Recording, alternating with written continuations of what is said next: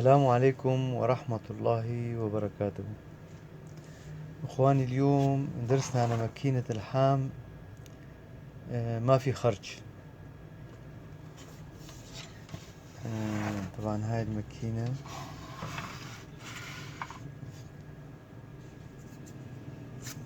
نشغلها.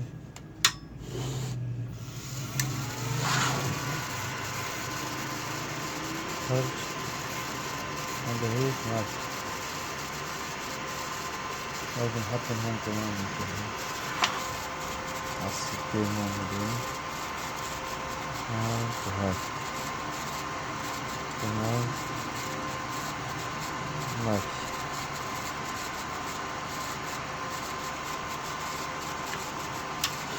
طبعا الماكينة اجت من عند المصلح.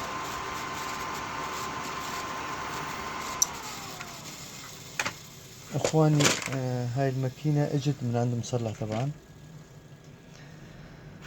التصليح بشكل عام، قطع العالم تعتبر امان يعني.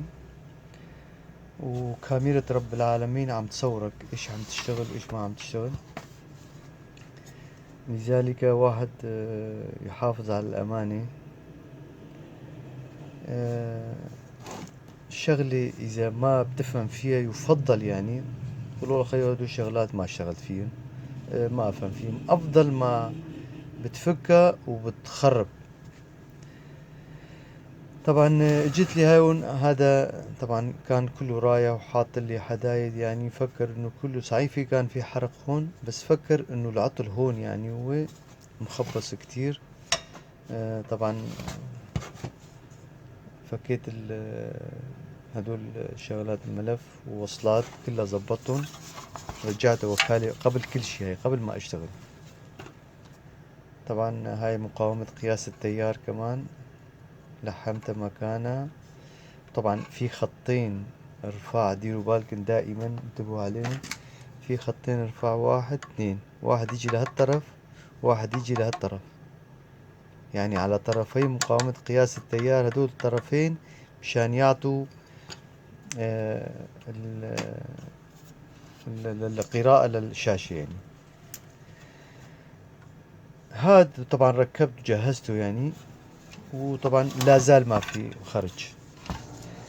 بعد الفحص والتدقيق شوف يعني في شغلات مرات عطل بسيط بسيط، خاصة الأعطال اللي تروح عند مصلح، وهذا المصلح كمان مو عن علم يشتغل فيه، يعني عشوائيا أو ممارسة كتعلم. أنا ما قصدي ما أنه أعمل إحباط، لا، في كتير هدول مبتدئين وهواة، لا، بس يفضل خاصة المبتدئين والهواة يفضل أنه بيشتغل عن علم، عن معرفة، عن مخططات، يفضل يعني وين وصلت التغذية، وين وصل الفولت، وين كذا. أما عشوائي تقصر شغلات، يعني هلا عدم مؤاخذة الترانزستورات غليانة كتير يعني، فوق 8000 لل10000، يعني أي خطأ بتضرب هالترانزستورات تخسر أنت كمان، يعني عم تظلم نفسك كمان، وعم تظلم صاحب القطعة. يفضل انه على المهم انه شغلة ما تفهم فيها لا تشتغل فيها، او عن علم تشتغل فيها. اخواني، هلا بعد الفحص شوفوا ايش لاحظت. هاي نقطة اللحام هون، نقطة اللحام تأكدت منها. هاي وين هاي صايرة نقطة اللحام؟ صايرة على جك وين حساس الحرارة، يعني هذا حساس الحرارة قاصر قصر. هل قصر يعني كأنه انه خيو حرارة زيادة او كذا بيعطيك على فكرة يعني. آه يعني كل لغى طبعا الحساس كله التغى، يعني هذا الدار راسا مباشرة كل قصر السنين تبع الجك، قصروا مع بعض. هلا بنفكها، بنفك اللحام وتلاحظوا شوفوا.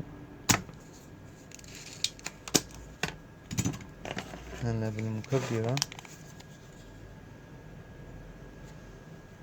هلا بننظف منها شوي. هذا التنر طبعا، استعملوا تنر للتنظيف افضل شي يعني.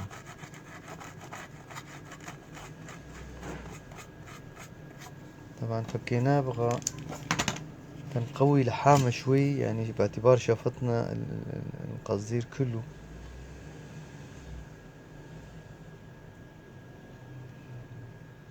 اخواني راس الكاوي، راس الكاوي هيك طعجوه افضل، ترتاحوا اكتر يعني آه، بالهاي او مناطق الضيقة. هلا آه، فكيت اللحام منه. تعرف يعني إلى ما شفت نقطة اللحام، فحص قطعة قطعة إلى ما يعني هلا هاد كاتم الفولت خالص، هالقصر هذا. هلا هيك بنجربه. شوفوا إيه يعني. هلا واحد يقول لك والله قاعد بالبيت أو يسألي سؤال على اليوتيوب: أستاذ والله عندي ماكينة ما بيها خرج أو ما فيها خرج، شو العطل أستاذ؟ إيه شو العطل يعني؟ هلا شغلة إذا واحد ما يشوفها، ما إيش اشتغل فيها إيش كذا يعني، في أمور يعني أسئلة يا ريت توضحوا لنا الأسئلة بشكل عام يعني. إخواني هلا تنشغلها. بسم الله. هاي شغلنا، وهذا الآخر، وهذا. شوفوا الخرج يا إخواني. طبعا قدمناه. هاي طلع الخرج على المضبوط.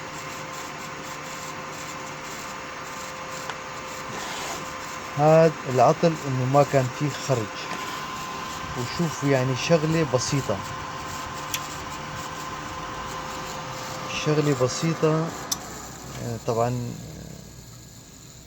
الدارة، طبعا هالدارة هاي بشكل عام يعني كل نقطة لها شغلة يعني. في شغلات تنتبهوا عليهم يعني، في تبع الوكالة مثلا، وفي من غير وكالة يعني انه مثلا مصلح هو فكا يعني. تنتبهوا لهي الشغلات وتدققوا، خاصة اذا جت لكم ماكينة ومثلا عاملة شورت وتشوف لك كلها سواد ما يبين يعني. اول شي بتغسلها بالتنر. هاي غسلتها بالتنر الى ما بين معي الخطوط وبين معي. وعلى فكرة يعني اغلبهم في عليهم سيليكون يعني، حاطينه غاطسينه بسيليكون يعني. لما بتفحص بالآبو ما ينفحص معك. بقى هذا التنر لما بتغسله مرتين ثلاثة بتزيل هالسيليكون كله، وبعدين تيبين معك ارقام الايسيات والديودات والمقاومات وبيمشي حال. وإن شاء الله استفدتوا من هالفيديو. طبعا الشغلة إذا مو محرزة، أنا في أصلح كثير طبعا ماكينات ودول، بس يعني الشغلة إذا مو مثلا يسوى عليها ما أنشر الفيديو. وهذا بالفعل هذا ملاحظة يعني تديروا بالكم عليها، إنه إذا جاي من عند مصلح مشكلة يعني واحد يصل لأخطاء صعب يعني، أعطال شوية صعبة يعني. آه، تابعونا بدروس قادمة إن شاء الله. ولا تنسوا الإعجاب بالقناة، والمو مشترك خليه يشترك. والسلام عليكم ورحمة الله وبركاته.